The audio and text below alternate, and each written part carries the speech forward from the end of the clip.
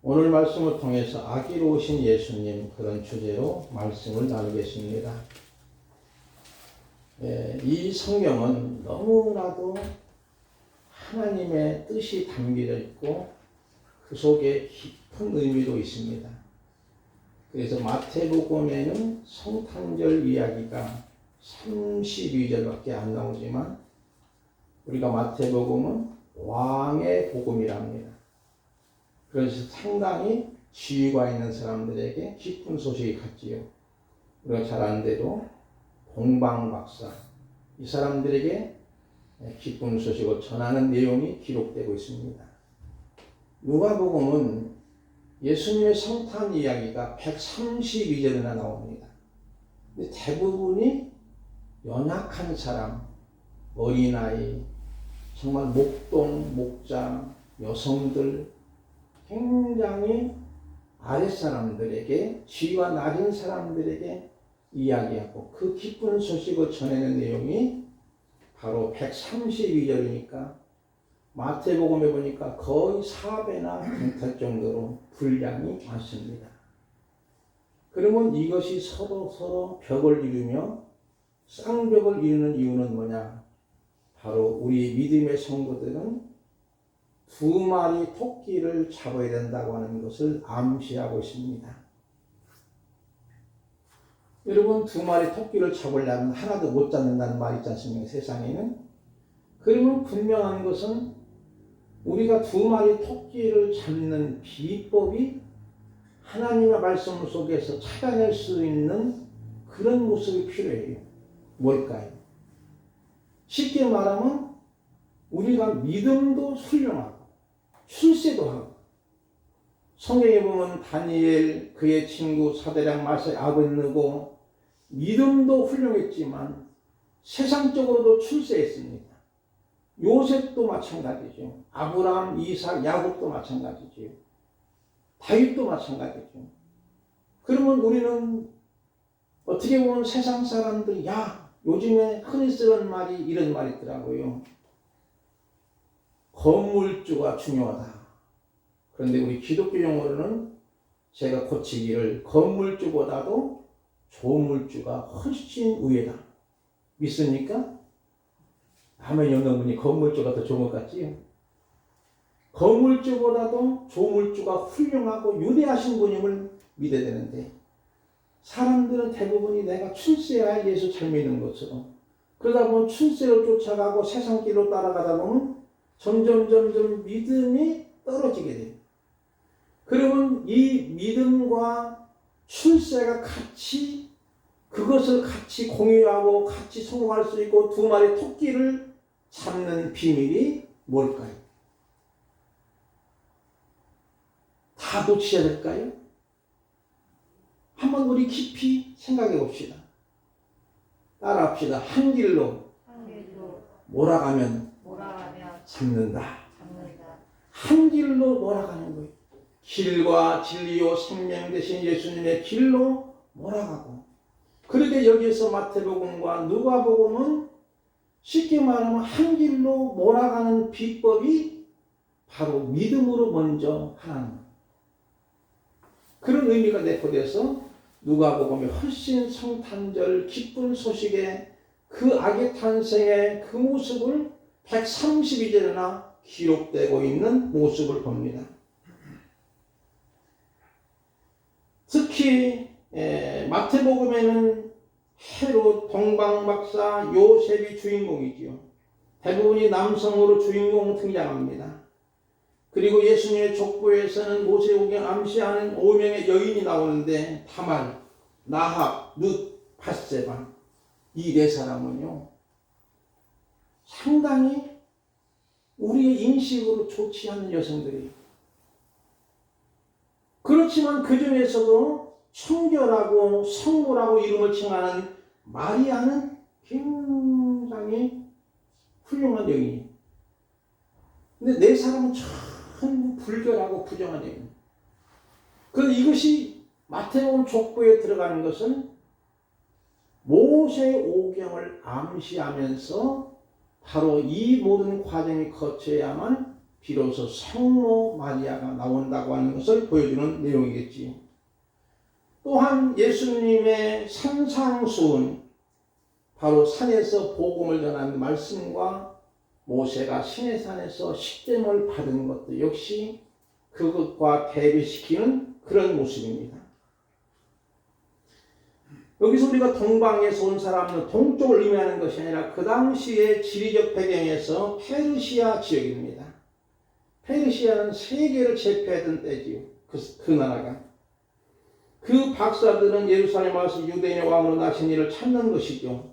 그러므로 헤롯과 온 예루살렘이 듣고 소동하는 것인데, 그때 헤롯은 모든 재상들과 세교관들을 모아 그리스도 어디서 나겠느냐고 묻고 있는 거예요.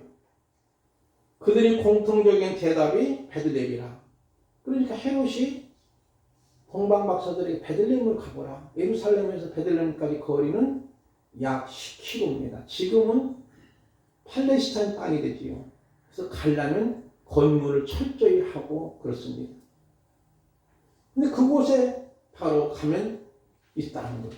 그래서 동방 박사들이 별을 따라서 가게 되고, 가다 보니까 멈추는 곳이 보니까 아기 예수님이 나신 곳인데, 이미 동방 박사들이 마국간에 가서 경배했을까요? 어디로 가서 경배했을까요?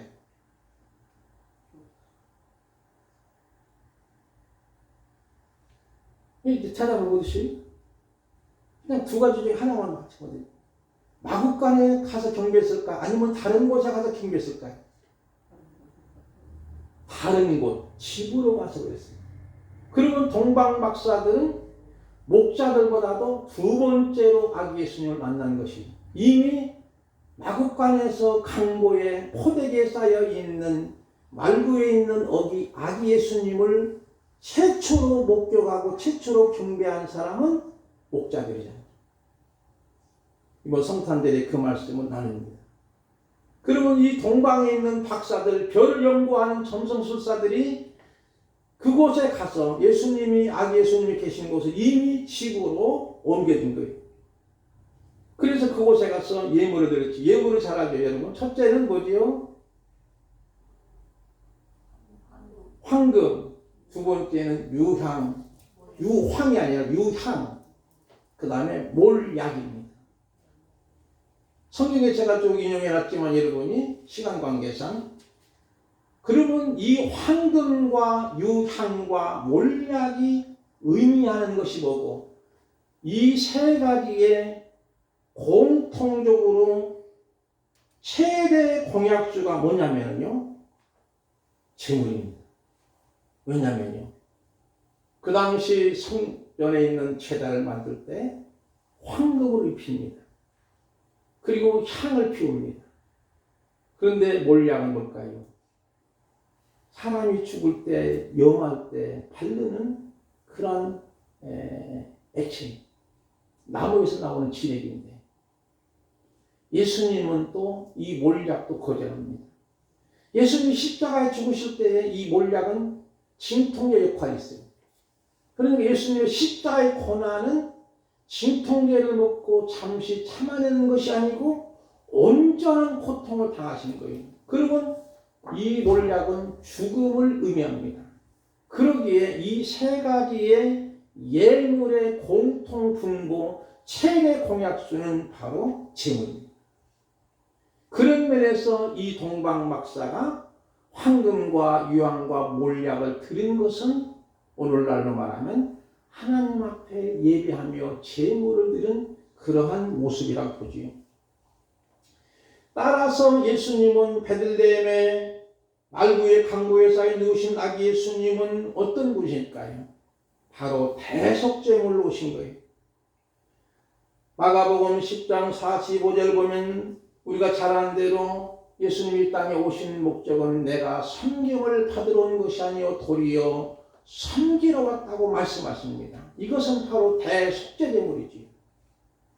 우리를 위하여 이미 십자가에 죽으시러 오신 분입니다. 바로 예수님은 하나님이신데 그 하나님이 우리의 모든 죄를 용서할 방법이 뭘까? 그렇게 그렇게 깨닫도록 그들 이스라엘 백성들, 하나님의 택한 백성들을 징계하고 조금 해초를 들어도 말을 듣지 않고 여전히 배신하고, 또 그러면 또 감싸줘도 여전히 배신하고, 안 되겠다만 내가 책임져야지. 하나님이 책임지는 방법은 하나님이 사람으로 오시는 것이 뭘까요? 바로 성육신 사건, 영어로 인카네이션 사건인데, 하나님이 사람으로 오신 거예요. 요즘에 내가 예수라고 하는 사람들이 상당히 있지 않습니까? 다 가짜예요. 분명한 것은 그들은 부모가 있어요. 아버지가 있고 어머니가 있잖아요. 예수님은 어머니만 있지 아버지는 하나님 아버지야. 그러므로 하나님이 사람이 되는 것은 하나님이 하시니까 가능한 거예요. 그런데 만약에 여러분이요, 사람이 하나님이 될 수 있을까요? 어림도 없는 이야기. 그런데 요즘은요, 저 북한에 가보면, 한 번도 전에 못 가봤지만, 김일성을 뭐라고 하죠? 수령님. 옛날 로마 제국에도 가이사 아구스트를 신의 아들, 또 신의 아들이니까 이분은 신적인 존재야. 숭배 대상으로 만드는 거예요. 사람을 신으로 만드는 거예요. 전부 가짜입니다. 그러나 오직 참된 분은 하나님이 이 땅에 사람의 몸을 빌려서 오신 사건이 바로 성육신 사건이에요. 말씀이 육신이 우리 가운데 거하시네 그랬잖아요.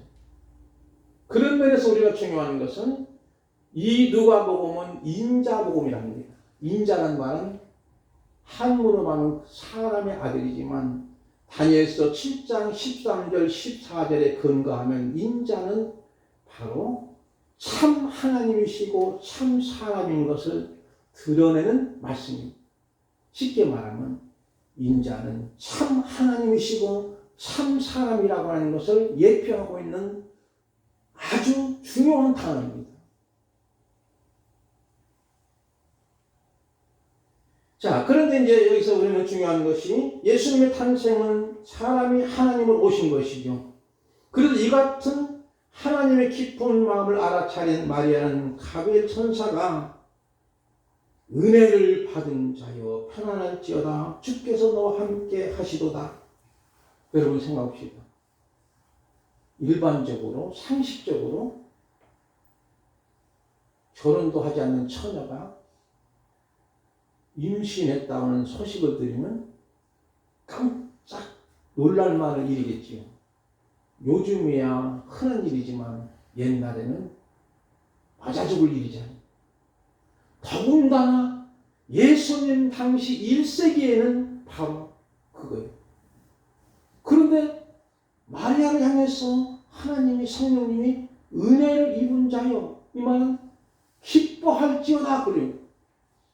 죽을 판인데 기뻐하는 거예요. 만약에 그것이 들통이 나게 되면 어떻게 돼요? 이 여인은 부정한 여인이라 해가지고 쉽게 말하면 돌로 쳐죽음을 당하는 거예요. 그런데도 성경은 뭐라고 말씀하냐면 은혜를 받은 자의 편안할지어다. 칼리에 이 말을 쓰는데 기뻐할지어다 그거예요. 편안할지어다. 주께서 너와 함께 계시다. 그러니까 마리아여 무서워 말라. 내가 하나님께 은혜를 입었느니라 그랬어요. 그러면서 우리는 31절에 보니까 천사가 쭉 이야기하죠. 보라, 내가 잉태 아들을 낳을 것이요 그 이름을 예수라 하라. 그가 큰 자가 되고 짙게 높아진 아들이라 일컬을 것이요 주 하나님께서 그 조상 다윗의 왕위를 그에게 주시리니 영원히 야곱의 집을 왕으로 다스릴 것이요 그 나라는 무궁하리라. 여러분 이런 내용은 바로 피로 아기로 탄생하신 예수님이 만왕의 왕 되시고 만유의 주자가 되시고 큰 자가 되고 짙게 높으신 이 아들의 일컬음을 받을 것이라고, 다윗의 왕위를 그에게 준다는 거예요. 영원히 야곱의 집을 왕으로 다스릴 것이라고, 그 나라는 하나님의 나라는 무궁하리라고 말씀하는 거예요. 생각해 봅시다. 여러분 세상에 요즘에 아기 나면은 보통 뭐 산부인과 유명한 곳에 날려가지 않습니까? 또 여러분이 만약에 옛날에 상감마마 그 왕후께서 임신해가지고 아기를 낳으면은 그 아기를 마국간으로 데려갈 거예요, 권사님? 어림도 없는 얘기잖아요. 최고의 시설 중에. 그런데 정말로 마국간에 그 배설물의 냄새가 나는 그곳에 아기 예수님이 나셨는데 그분이 어찌하여 만왕의 왕 되시고 만주의 되시고 우리의 구세주가 되시고 우리의 하나님이시고 우리의 주님이라고 믿어질까요? 도무지 믿어질 수가 없는 거예요. 그리고 그 당시에는요, 가이사 아구스토는요, 황제 중에 황제면서도 로마 제국이 세상을 다 지배하던 때예요. 그래서 흔히 쓰는 말로 그 당시는 팍스 로마입니다. 힘의 논리로 권력으로 짓눌려서 모든 백성이 잠잠한 거예요. 쉽게 말하면 독재를 쓰니까. 그리고 로마 황제 가이사는 신의 아들인데 신의 아들을 거역했다는 큰일 나요. 우리가 이제 호적령을 낼 때도 모든 사람이 자기 고향에 가서 호적을 하지 않습니까? 그러면 군대를 조직하기 위해서 세금을 거둬들이기 위해서 이런 것 때문에 호적령을 인구조사하는 거죠. 그래 이 가이사의 아구스는 신의 아들이고 그러면 그 사람이 뭐 신적인 존재인데 그냥 마국간에 나신 분 예수님이 그것도 어린아기 너무나 연약하기 짝이 없는 그분이 우리의 구세주가 되시고 우리의 하나님이 되시고 우리의 메시아가 되시겠느냐는 것. 이것을 우리가 믿어지는 거예요. 도무지 상식적으로는 믿어지지 않는 거예요. 그런데도 오늘 본문은 성령은 바로 마리아에게 선사를 통해서 쭉 이야기하기를 이름은 예수라 자기 백성을 자기 죄에서 구원할 자니라 하면서 큰 자가 되고 짙게 높으신 아들이라 일컫는 것이요 주 하나님께서 그 조상 다윗의 왕위를 크게 주시니 영원히 야곱의 집을 왕으로 다스릴 것이고 그 나라는 무궁하리라. 여러분 아무리 교회가 힘들고 어려워도 여러분 하나님의 나라는 망하는 법이 없습니다. 성도는 망하는 법이 없습니다. 힘은 들고 시련은 있어도 실패가 없게 하는 좋으신 하나님을 믿습니다. 그러면 그 당시 가이사 아구스토는 얼마나 권력이 강해요. 막강하지요. 엄청나지요. 세계를 제패한 나라예요. 그런 나라. 그런데 그 나라는 얼마 있다가 망하고 맙니다. 여러분 그런 면에서 이 누가는 의사로서 역사가로서 아주 문학적인 기법을 써서 참 조화를 이루면서 비록 마국간에 나신 예수님이지만 그분이 참 메시아요. 낮은 곳으로 오신 분이시지만 낮고 천한 곳으로 오신 분이지만 그분이 우리의 메시아고 그분이 우리 구세주요 그분이 우리 하나님이시라고 그런 변증하고 있는 모습이죠. 절대로 가이사 황제가 신의 아들이 아니야. 신이 아니야. 구세주가 아니야. 결국은 망할 거야. 그런 얘기입니다. 31절에 다시 올라가서 아들을 낳으리니 그 이름 예수라. 이 말은요. 수태고지. 지금도 이스라엘 땅에는 수태고지 교회 기념당이 있습니다. 무슨 말일까요? 아들을 낳는다. 처녀도. 이것은 고지라는 말에 여러분이 부정적인 의미가 세잖아요. 예를 들어서 검찰 출두 고시하면 좋을까 나쁠까요? 법원에서 재판받으러 나오라고 하면 출석명령서 나오면 좋을까요? 세금고 있어도 좋을까요? 대부분이 고지서는 부정의 의미인데도 그러면 이 마리아가 엄청난 충격적인 이 말을 듣는 거지요. 그러면서 마지막 이 마리아를 향해서 천사가 말하기를 대저 하나님의 모든 말씀은 능하기 못하심이 없느니라 하니까 마리아가 뭐라고 고백하느냐면요. 이르되 주의 여종이 오니 이젠 종이 오니 말씀대로 내게 이루어지다 하며 천사가 떠나갑니다. 이 말은 뭘까요? 이제는 내가 주님의 종이오니 하여튼 주님의 뜻대로 하옵소서. 나는 종입니다. 마음대로 하옵소서. 다만 그 말씀대로 되어지기를 원합니다. 이 말은 뭘까요? 내가 바로 임신해서 나쁜 여인으로 찍혀가지고 내가 정말로 죽음을 당할지라도 좋습니다. 쉽게 말하면 목숨을 건 순종인 줄 믿습니다. 이것은 절대 순종이지요. 오늘 아기로 오신 예수님을 우리는 깊이 생각해 봅시다. 강보에 쌓여 말구 위에 누우신 아기 예수님이 전능하신 하나님으로 보일까요?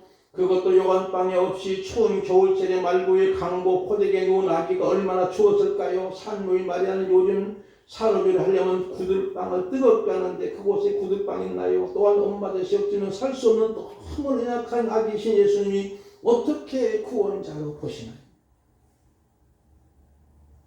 저는 일반적인 생각으로 이 말씀 보면서 12월달 아닙니까? 우리가 성탄절 얼마나 춥겠어요. 오늘도 영하 10도 나가는데 거기에 무슨 보일러실이 있겠습니까?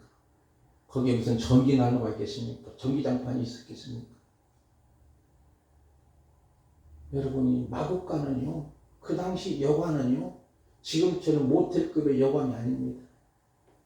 뭐냐면요, 이제 목자들이 양을이나 염소를 치다가 임시 거처로 만든 곳이 있는데 그것이 어디냐면 바위가 이렇게 군역이 떨어진 곳이 동굴처럼 그냥 자연적으로 떨어진 거예요. 그럼 거기서 이제 가로막을 막아가지고 거기다가 짐승들을 넣는 거예요. 그리고 이제 목자들이 그 양일 염소가 이제 떠나지 않습니까? 그러면 비어 있어요. 그럼 그 비어 있는 곳을 임시로 이렇게 여관방을 만들고 임시 거처 여관방 만드는 거예요. 그래가지고 그 당시 호정령을 내리니까 사람들이 막 고향으로 몰려오니까 여관방이 없는 거잖아요. 그런 방도 없는 거예요. 모텔급 말할 것도 없고.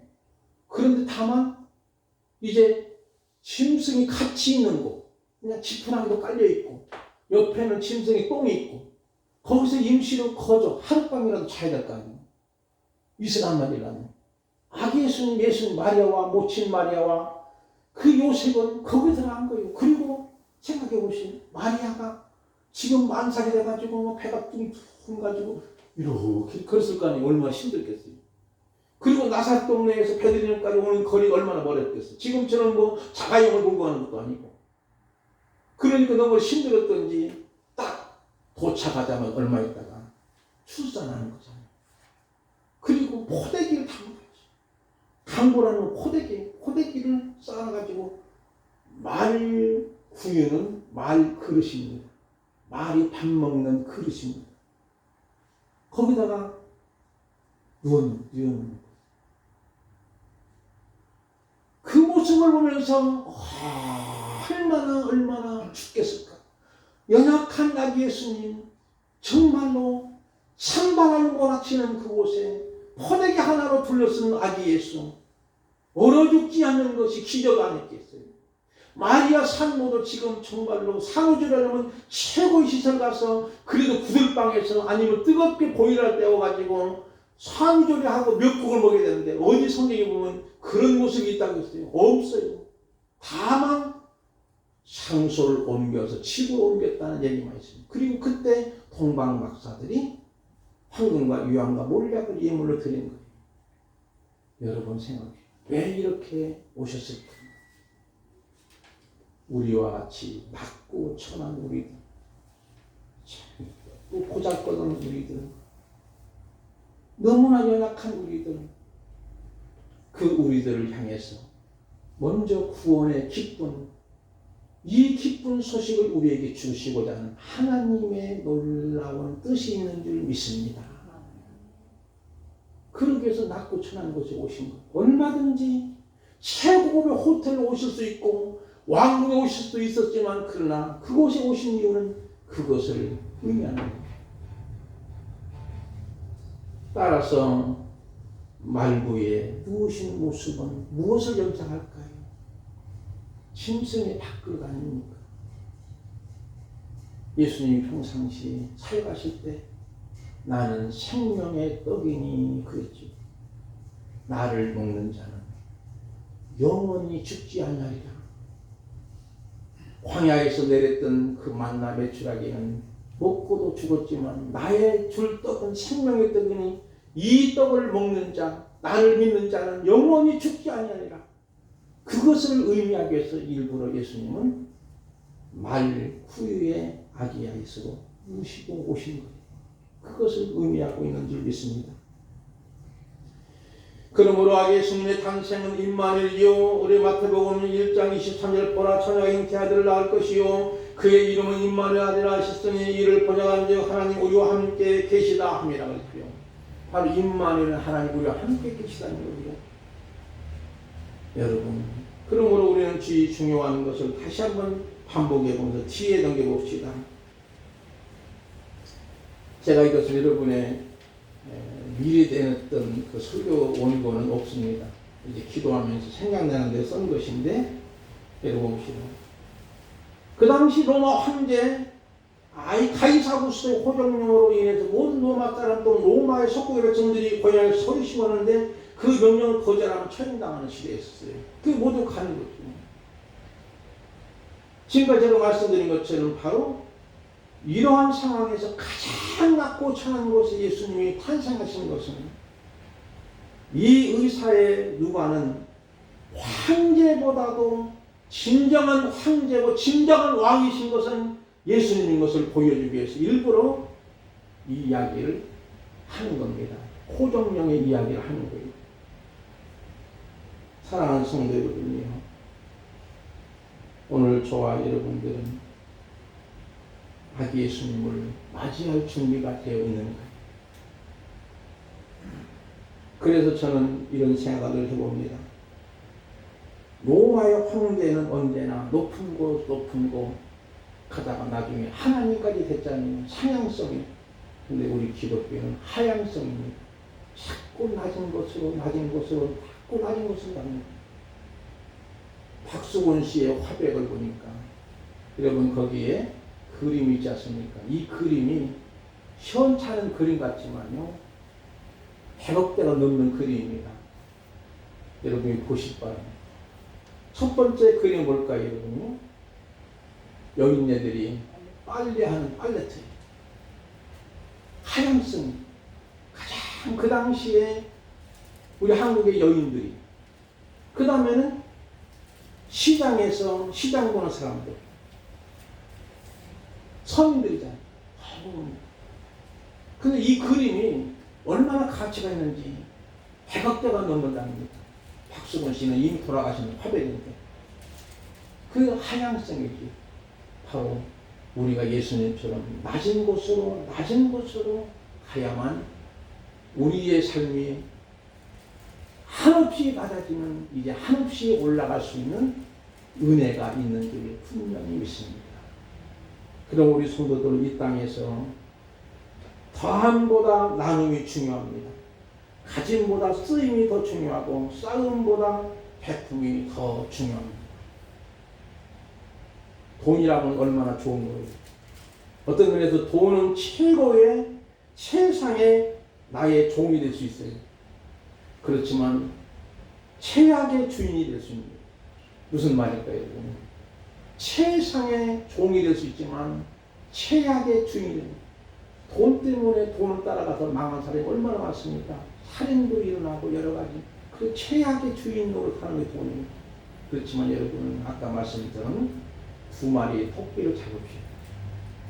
정말 우리는 믿음도 하나도 잃지 않고 세상적으로도 때로는 다니엘과 같이 사드락과 메삭 아벤느고나 요셉처럼 성공할 수 있고 그런 모습으로 가기 위해서는 오직 한 길로 길이요 진리요 생명 되신 그 길로 가는 저와 여러분 되기를 주님의 이름으로 축복을 드립니다. 기도하겠습니다.